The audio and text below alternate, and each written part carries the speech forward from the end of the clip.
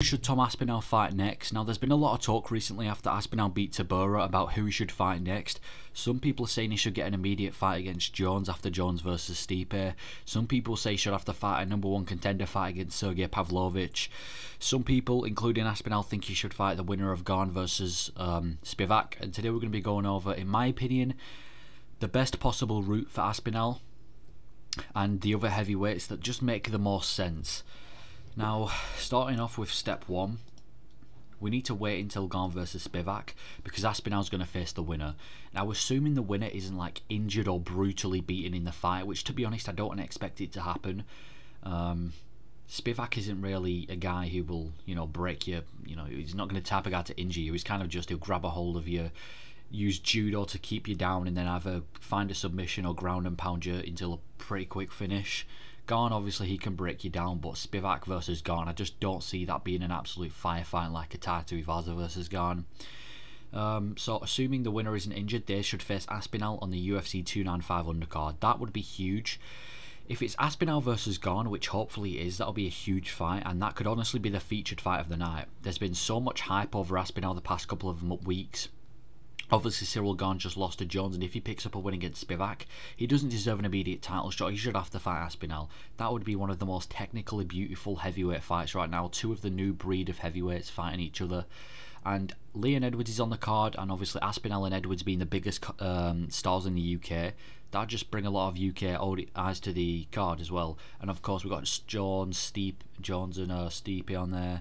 We've got Cyril Gane on there. We've got Colby on there interacting with Jones, and obviously we've even got Tom Aspinall and Gane. Well, mainly Tom Aspinall to interact with Jones as well if he, to warn him about the fight. So that'll be a huge fight night. But obviously that's just not a fight night, a pay-per-view. But that'll be a huge pay-per-view, and we need to get Tom Aspinall on it. If it's Aspinall versus Spivak too, again, it's a big fight, but because they've already fought, the hype's kind of died down, and Spivak isn't as big as a star as Gane, so that'll probably be like the opener for the main card. But either way, we should get Aspinall on that card.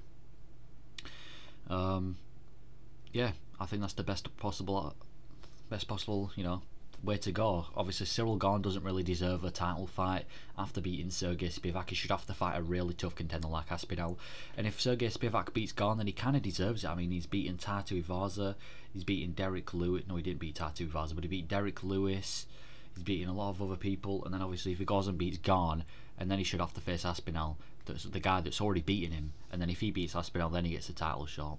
And that should be on the undercard of John Jones versus Stipe Miocic. I think that's the best possible thing to do. Aspinall said he wants it, so why not have it? Obviously, the rematch with Spivak probably wouldn't have had as much hype as the fight with Gane, but I think we want to see it. Step 2. Pavlovich obviously is going to be waiting around. He's not going to have a fight, and I think Pavlovich should fight for the belt next after Jones versus Stipe. I mean, to be honest, Pavlovich deserves it. He's on a 6-fight winning streak, all by first round knockout. He's got some notable wins over Curtis Blade, Taito Ivaza and Derek Lewis. He should deserve a fight next. The only guy he's ever lost to is Overeem as well. Pavlovich should get an immediate title shot over Aspinall. Unless Jones versus Aspinall has so much more hype than Pavlovich does, or Pavlovich just is injured or isn't able to fight. Aspinall should definitely be the backup, but Pavlovich should face the winner of Jones versus Stipe in 2024. And obviously by this time we would have had the winner of either Aspinall, Spivak or Gane, so they can kind of be waiting in line. But if anyone's going to fight next, it has to be Pavlovich for the winner of Jones versus Stipe. Just in case Jones and Stipe retires and the belt goes vacated and then there's no more champion, which is a very likely outcome. Jones has talked about retiring. I can't really see Stipe fighting after this event, so assuming those two retire after this fight, Pavlovich should fight the winner of Aspinall, Gane and Spivak. So obviously the winner of Gane versus Spivak faces Aspinall, and then the winner of that fight should go and fight Pavlovich. I mean, all big fights.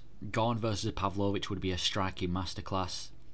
Aspinall versus Pavlovich is one of the biggest fights you can make in heavyweight right now. Two pretty much untouchable people.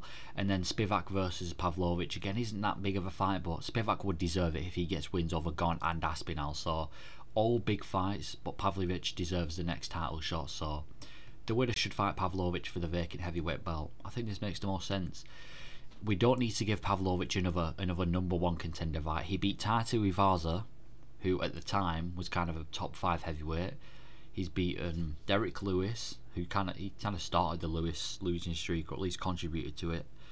And he's beaten Curtis Blades, who, I mean, the guy beat Aspinall. I know he didn't really beat Aspinall, it was an injury, but Curtis Blades is a top heavyweight and has been for years, so Pavlovich deserves a title shot. Aspinall doesn't deserve a title shot for beating Marcin Tybura, unfortunately.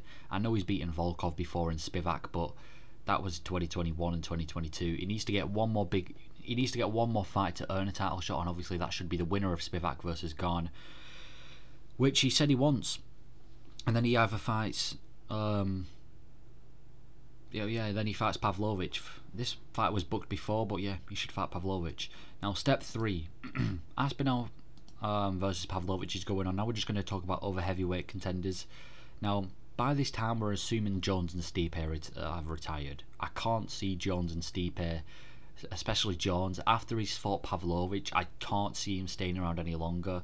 So we're going to be assuming that Jones and Stipe have retired. We should do Taito Iwaza versus Alexander Volkov, and Jailton Almeida versus Curtis Blades. I think these are the fights that make sense, and the winner of those two matches should fight each other. So let's say, for example, Alexander Volkov wins and Jailton Almeida wins, then we'll do Volkov versus Almeida, or if Tai wins and Blades wins, then we do Taito Iwaza versus Blades. Those are 4 heavyweight contenders who have lost to, they're not at the top yet.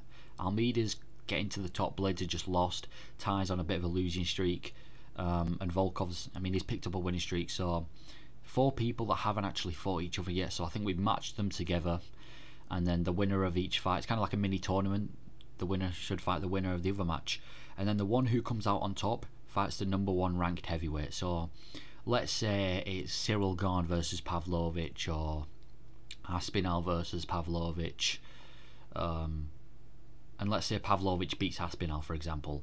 Aspinall should have to fight the winner of this kind of 4-way. So if Taito Iwaza beats Volkov and then let's say beats Almeida, then it should be Tai versus Aspinall. If Blades beats Almeida and beats Volkov, then it should be Blades versus Aspinall. Or likewise, if Aspinall was to beat Pavlovich, then it should be Pavlovich. You get what I'm trying to say. However, if Pavlovich was to lose the main event, what I'm saying is the number 1 heavyweight should have to fight the winner of this mini tournament. But yeah, that is my current plan on who Aspinall should fight next and what should happen to the next couple of heavyweights. I think this is fair on everyone. I don't think I've made any unfair decisions. I think these are the best possible fights we can make, and yeah, let me know if you agree.